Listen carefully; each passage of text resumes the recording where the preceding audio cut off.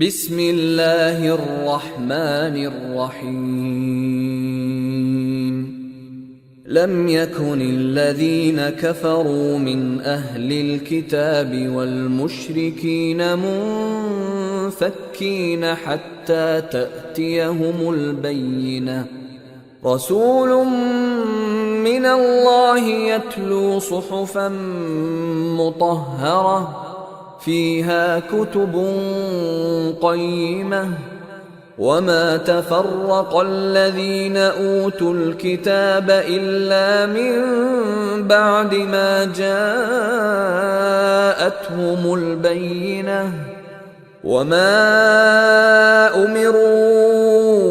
إلا ليعبدوا الله مخلصين له الدين حنفاء ويقيموا الصلاة ويؤتوا الزكاة وذلك دين القيمة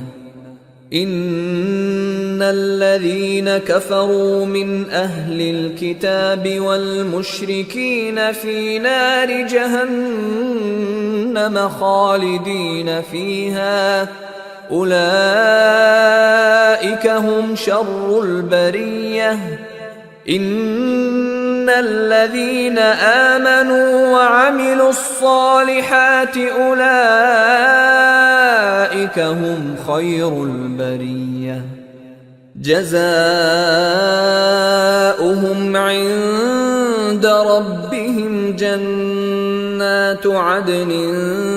تجري من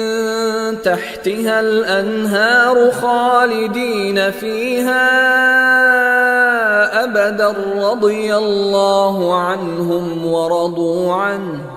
ذلك لمن خشي ربه